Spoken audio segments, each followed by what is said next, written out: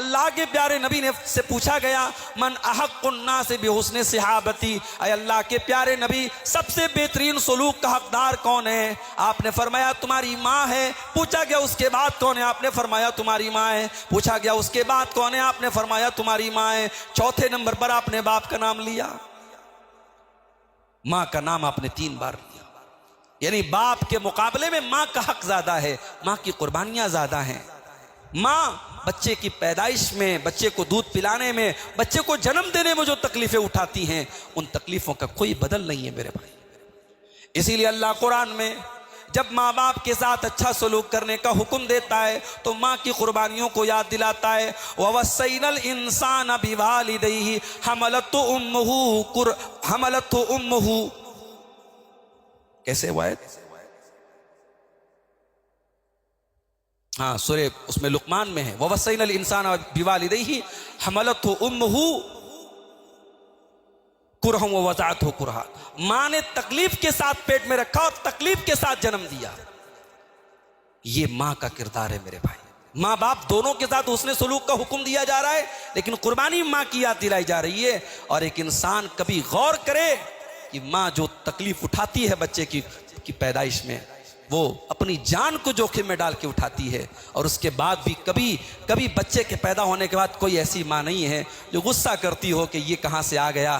بچے کو پیار کرتی ہے، بچے کو اپنا خون جگر پلاتی ہے، اپنی جان کو داؤں پہ لگا کے بچے کو جنم دیتی ہے اور پھر بچے کو پیار دیتی ہے۔ یہ ماں کا کردار ہوتا ہے۔ اسلام نے ماں کی حیثیت سے عورت کو بڑی عزت دی ہے۔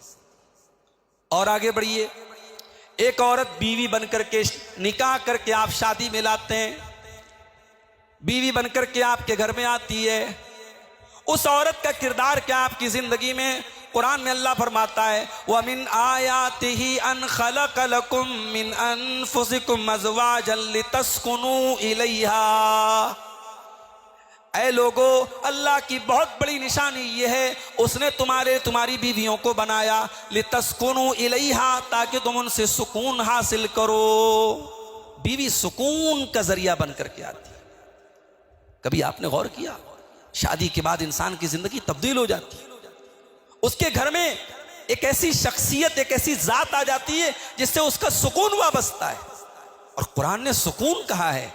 سکون ایک الگ چیز ہے اور جنسی خواہشات ایک الگ چیز ہیں۔ جنسی خواہشات کی تکمیل کے تو حرام راستے بھی ہیں، ناجائز راستے بھی ہیں۔ بیوی صرف جنسی خواہشات کو پورا نہیں کرتی ہے، بیوی سکون کا ذریعہ ہے۔ یہ جو حرام رشتے ہیں نا، اس میں سکون نہیں ہے۔ یہ جو آج کل چل رہا ہے ماحول، گرل فرینڈ، بوائے فرینڈ، یہ وہ الا بلا، اس میں سب کچھ ہے، سکون نہیں ہے۔ سکون بیوی کے اندر ہے۔ بیوی سکون بن کر کے آتی ہے۔ وَجَعَلَ بَيْنَكُمْ مَوَدَّةً وَرَحْمَةً، اور اللہ نے میاں بیوی کے درمیان محبت پیدا کر دی اور رحمت پیدا کر دی۔ میاں بیوی کے درمیان اللہ نے محبت پیدا کر دی۔ یہ محبت اللہ کی بنائی ہوئی محبت ہے۔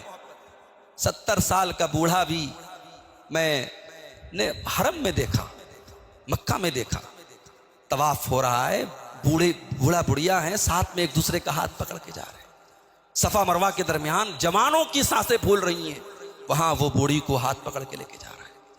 تو بڑھاپے تک، مرتے دم تک یہ محبت قائم رہتی ہے، کیونکہ یہ محبت اللہ کی پیدا کی ہوئی محبت ہے۔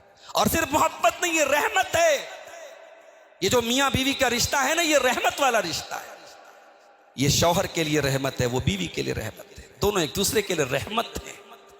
اور بعض علماء نے کہا کہ محبت کا تعلق جوانی سے، رحمت کا تعلق بڑھاپے سے۔ جوانی میں محبت ہوتی ہے، بڑھاپے میں جب دونوں بوڑھے ہو گئے، ایک دوسرے کے لیے کوئی اٹریکشن نہیں، دونوں بوڑھے ہو چکے ہیں، لیکن پھر بھی ایک دوسرے کا خیال کرتے ہیں، تم نے کھانا کھایا کہ نہیں کھایا، ایک دوسرے کی ضرورتوں کو کے بارے میں پوچھتے رہتے۔ تو یہ رحمت ہوتے ہیں۔ میاں بیوی جوانی میں محبت اور بڑھاپے میں رحمت کا رشتہ ان کے بیچ میں۔